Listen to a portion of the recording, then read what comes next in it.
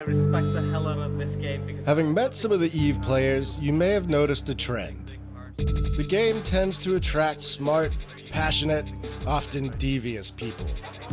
Managing these people is hard, sort of like herding deranged cats that have been doing lots of drugs. For 13 years, this management burden has been the job of CCP Games, the Icelandic game studio that invented EVE. Since EVE has few rules, CCP has had to work hand in hand with the players to shape the game and introduce new stuff to buy and new places to go. Some of the key input from both sides arrives at FanFest, where important things like wormhole territory get debated. Are you concerned about how hard it is for us to roll wormholes at this point? Do you feel like it's about the right balance? The depth of this two-way relationship is unique in the gaming industry. Welcome to EVE FanFest 2016. One of the key people who shaped the vision of EVE is CCP's longtime CEO, Hilmar Pedersen.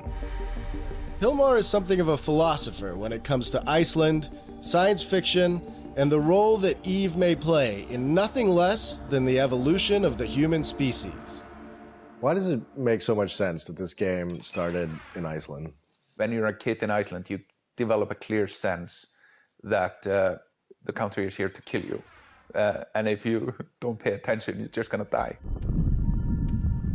Where you have volcanoes and blizzards and avalanches and God knows what.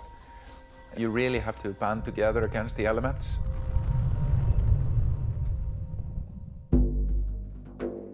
EVE started out from humble beginnings. 3 young computer-savvy Icelanders raised the money to build EVE by selling a board game called Heddaspiel, or the Danger Game in English, which ended up being a smash hit. Funds in hand, they leapt from the dining room table to the stars, building a beautiful and iconic interpretation of life in space.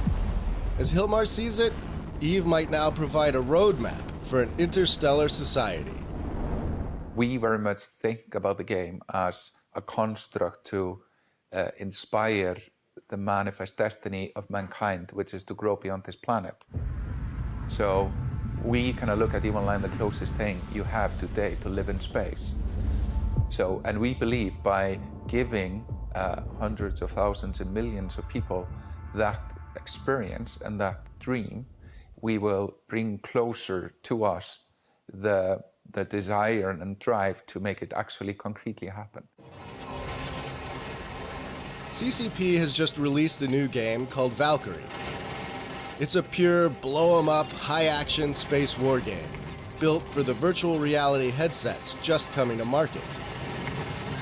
Investors have recently poured money into CCP, betting that it will figure out how to merge the best parts of EVE and Valkyrie, and create the first meaningful virtual social network. Where do you see all this technology heading? What we wanted to do with Valkyrie was to do something way more immersive. Something like immediately impactful on your kind of emotional state. Take him down, nice job, nice job. All right, S-I-N. EVE does that differently because it's more slow-paced and methodical. It goes more to your brain than to your heart.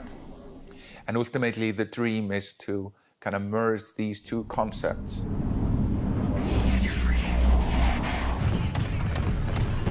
Hilmar didn't invent EVE, but this guy did. He's Rainier Harderson, one of the 3 co-creators of the game.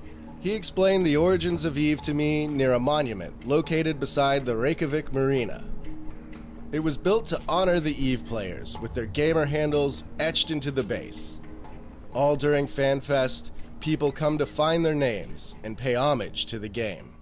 People feel very passionate about this, and the strange thing about it, when you log into EVE, it doesn't feel like you're playing a game. It feels like you're logging into a real world, and these people feel it too. And the reason is because it's really about human, it's about humans interacting. It's about human emotion, and, whatever makes us human. Why do you think people get all that at their jobs and then come and work another job and seek to feel that at home after? I would say it's kind of a, in a strange, twisted way, it's an utopian, perfect world, right? It's riddled with war and strife and everything, but everyone can, aspire to be something big.